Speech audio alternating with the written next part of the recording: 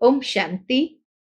आज 5 अगस्त 2021 के बाबा के मधुर महावाक्य सुनेंगे और आज की मुरली में गीत बजा है, तकदीर जगा कर आई, और उसी पर बाबा के मधुर महावाक्य है। बाबा कहे, दुनिया में तो हर आत्मा की तकदीर सोई हुई है, लेकिन जब से बेहद का बाप आए हैं, हमारी तकदीर जगने लगी है। और तकदीर जगाने की विधि है कि जितना जितना पावन बनते जाते हैं, तकदीर जगती जाती है।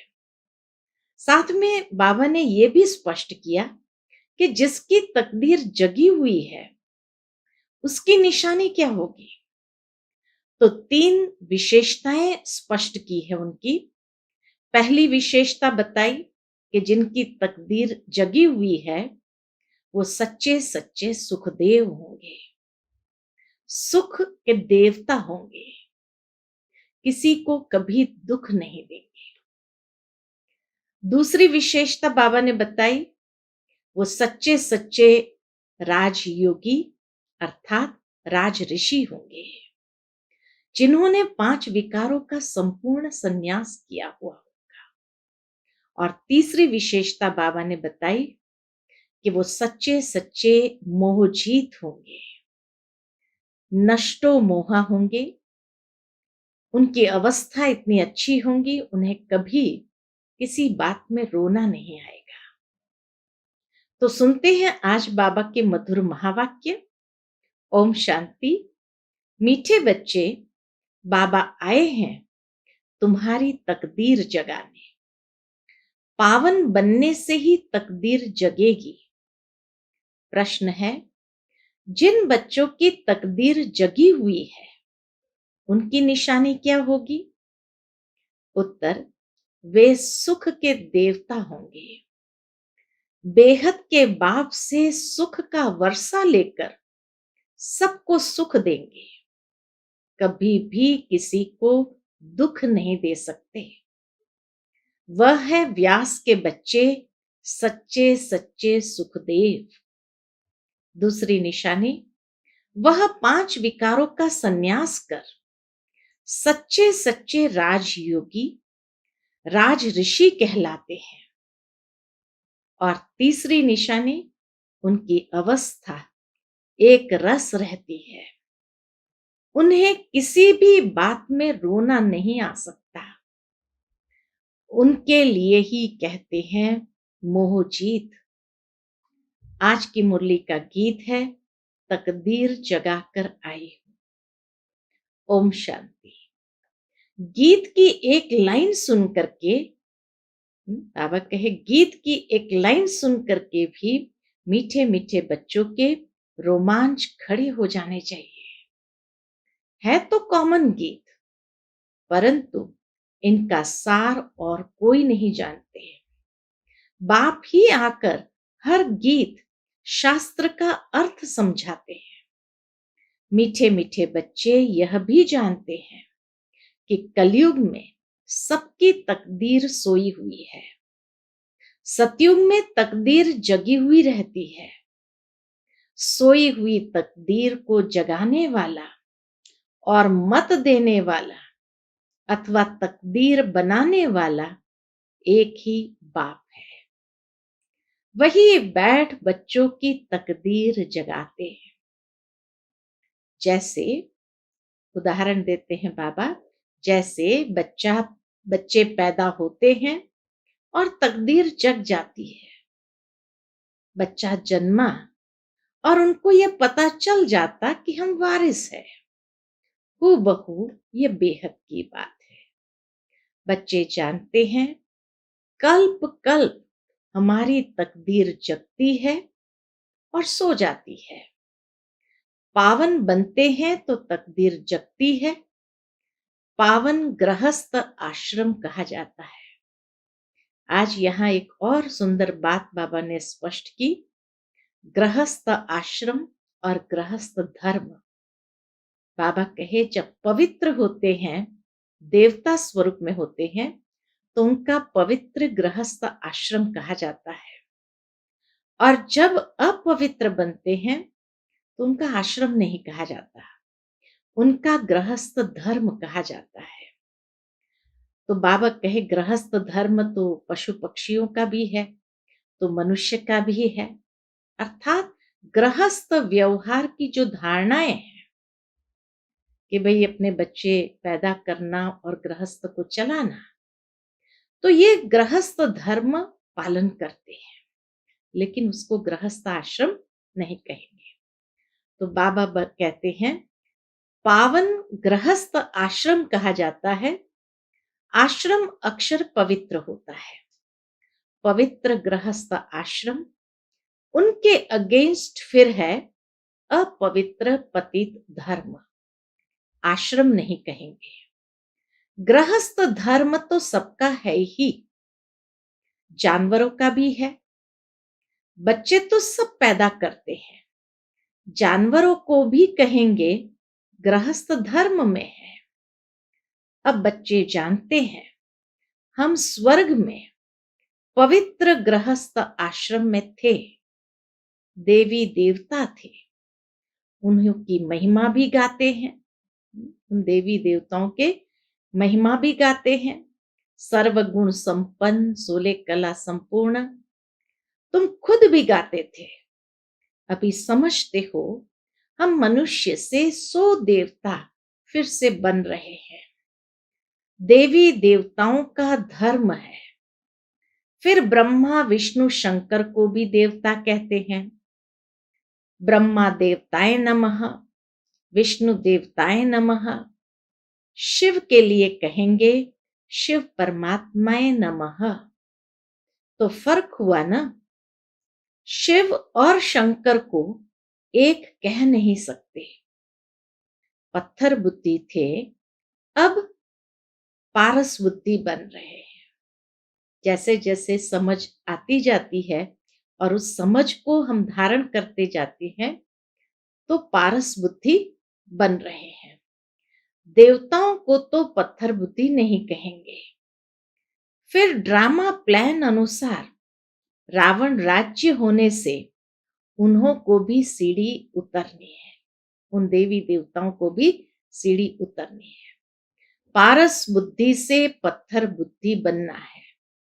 सबसे बुद्धिवान बनाने वाला तो एक ही बाप है, तुमको पारस बुद्धि बनाते हैं। तुम यहां आते हो पारस बुद्धि बनने। पारसनाथ के भी मंदिर है, जैन धर्म में पारसनाथ के भी मंदिर है, वहां मेला लगता है। परंतु यह किसको पता नहीं है पारसनाथ कौन है।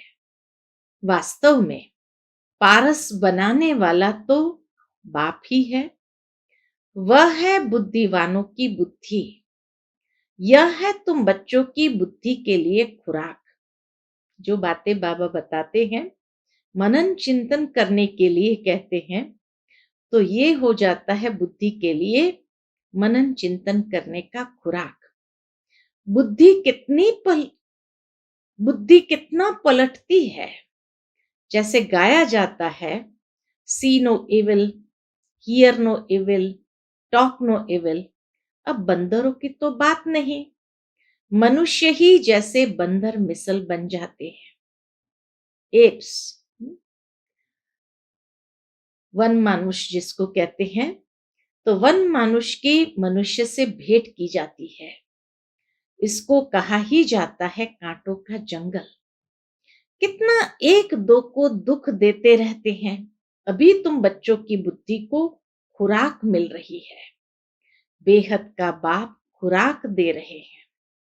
यह पढ़ाई है, इसको ज्ञान अमृत भी कहते हैं, कोई जल आदि नहीं। आजकल सब चीजों को अमृत कह देते हैं।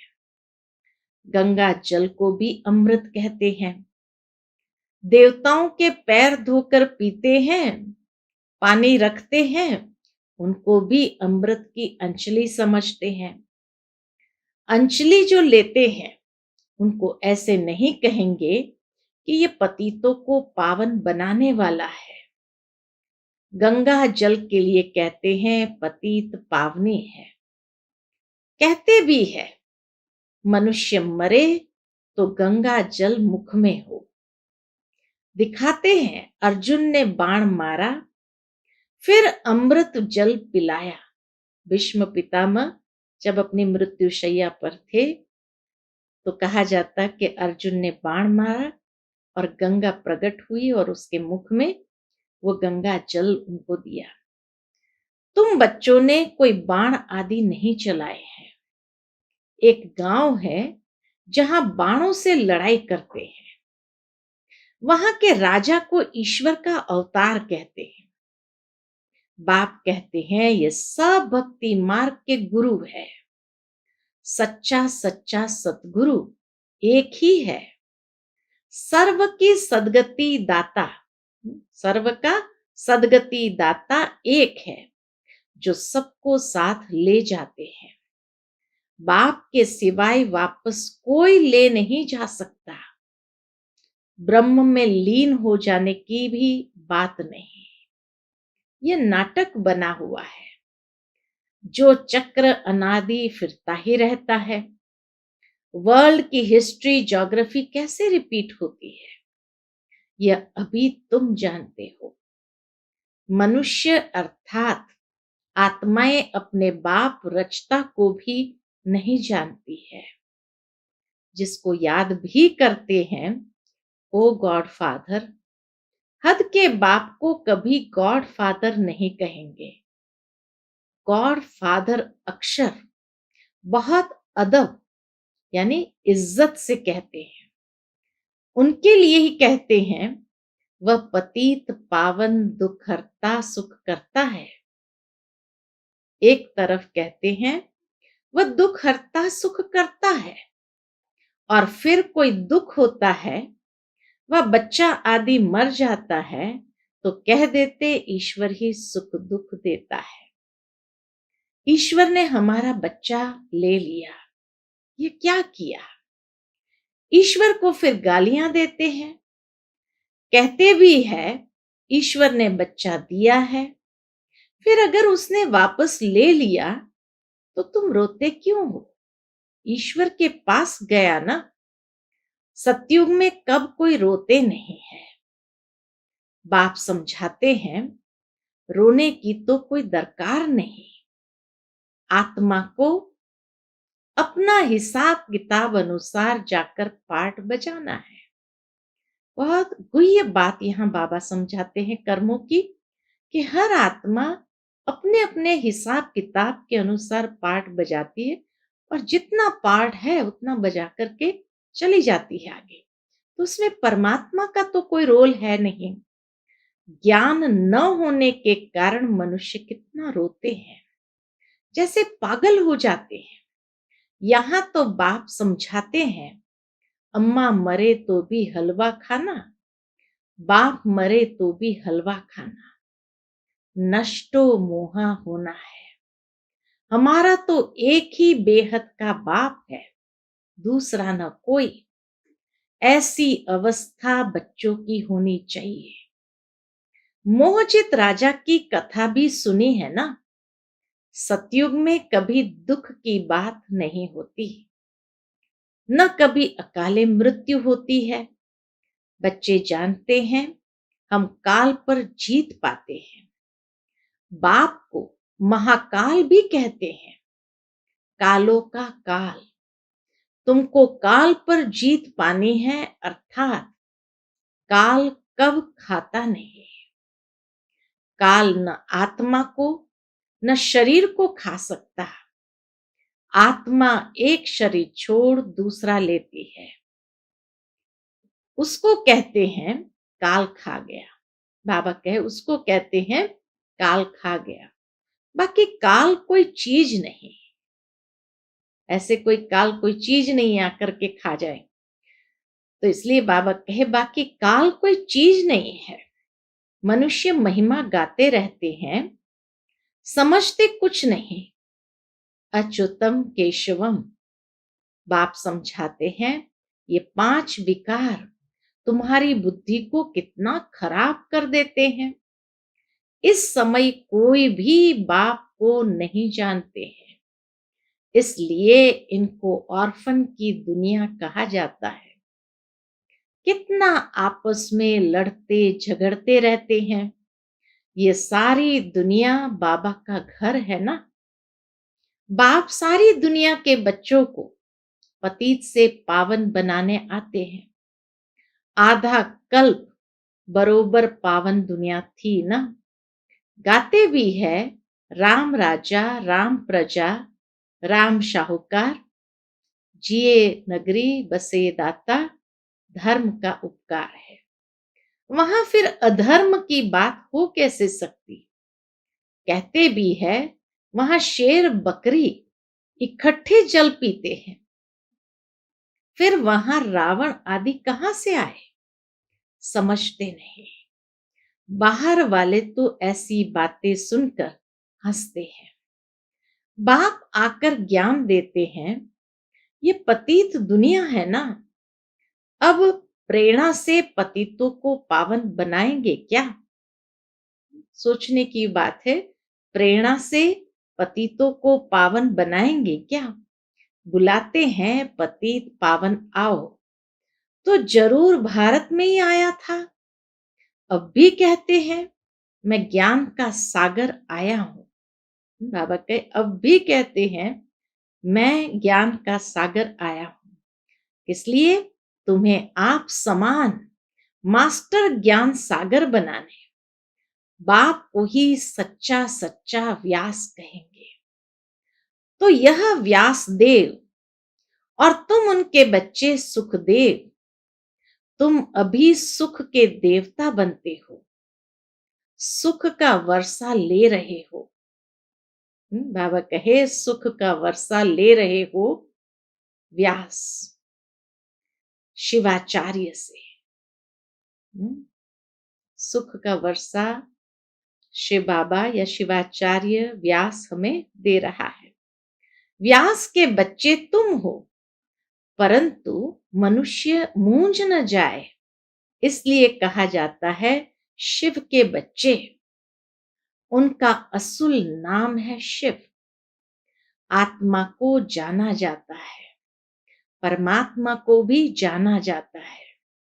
वही आकर पतित से पावन बनने का रास्ता बताते हैं। कहते हैं, मैं तुम आत्माओं का बाप हूं। कहते हैं, अंगुष्ठे मिसल है। आत्मा परमात्मा का स्वरूप अंगुष्ठे मिसल बताते हैं। इतना बड़ा तो यहां ठहर भी न सके। प्रकृति की मध्य में तो छोटी सी बिंदी ही बैठेंगी, इतना बड़ा अंगुष्ठ आकर तो ठहर भी न सके। वह तो बहुत सूक्ष्म है। डॉक्टर लोग भी माथा मारते हैं आत्मा को देखने के लिए, परंतु देख नहीं सकते। आत्मा को रियलाइज किया जाता है। बाप पूछते हैं, अब तुमने आत्मा को रियलाइज किया। पूछते बाबा, इतनी छोटी सी आत्मा में अविनाशी पार्ट नूंदा हुआ है, जैसे एक रिकॉर्ड है। पहले तुम देह अभिमानी थे, अभी देही अभिमानी बने हो।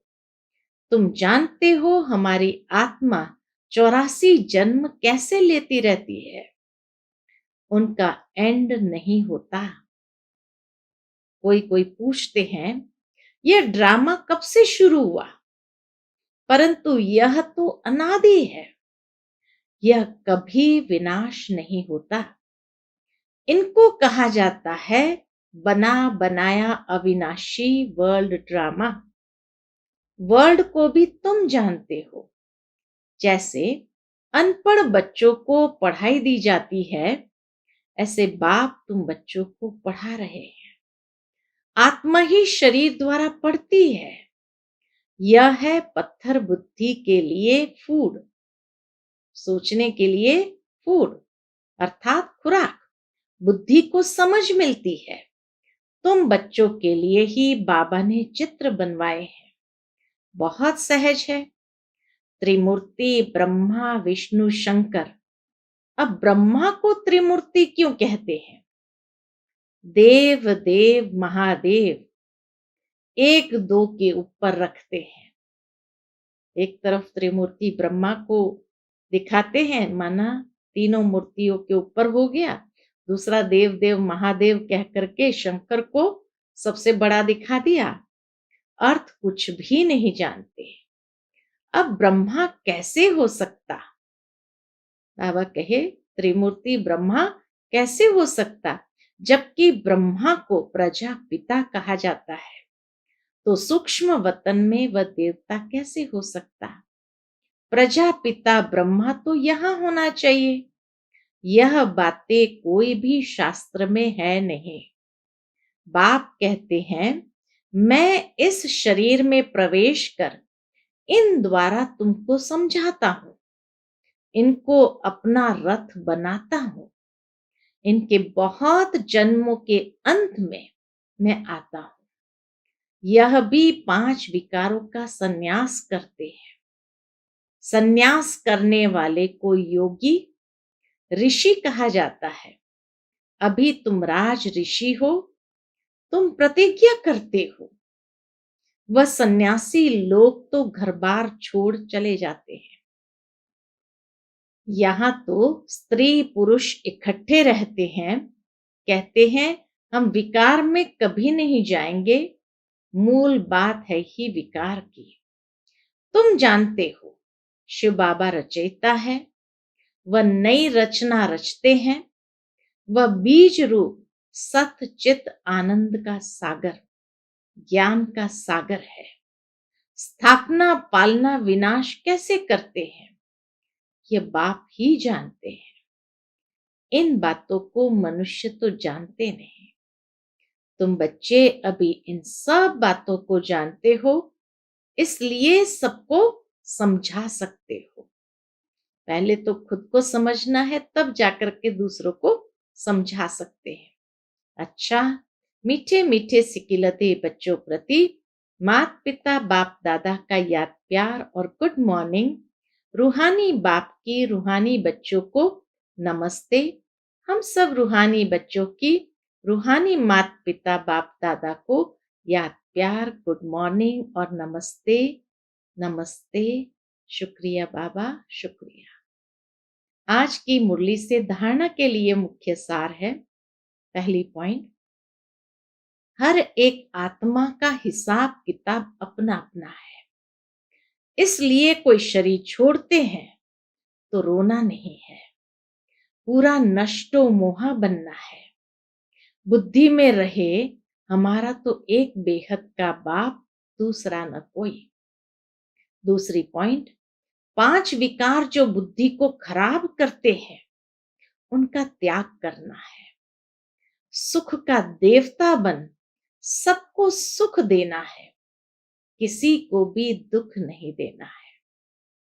आज का बाबा का मधुर वरदान है, रहम की दृष्टि द्वारा घृणा दृष्टि को समाप्त करने वाले नॉलेजफुल भव।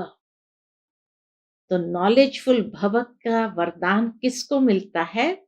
रहम की दृष्टि द्वारा घृणा दृष्टि को समाप्त करने वाले नॉलेजफुल भव। जो बच्चे एक दो के संस्कारों को जानकर संस्कार परिवर्तन की लगन में रहते हैं, कभी यह नहीं सोचते कि यह तो है ही ऐसे, उन्हें कहेंगे नॉलेजफुल। वे स्वयं को देखते और निर्विघ्न रहते हैं। उनके संस्कार बाप के समान रहम दिल के होते हैं। रहम की दृष्टि घृणा दृष्टि को समाप्त कर देती है। इसलिए बाबा कहे रहम की दृष्टि को विकसित करना है। ऐसे रहम दिल बच्चे कभी आपस में खिटखिट नहीं करते। वे सपूत बनकर सबूत देते हैं। आज का बाबा का स्लोगन है, सदा परमात्मा चिंतन करने वाले ही बेफिक्र बादशाह है। उन्हें किसी भी प्रकार की चिंता नहीं हो सकती। जो सदा परमात्मा चिंतन करने वाले ही वही बेफिक्र बादशाह है।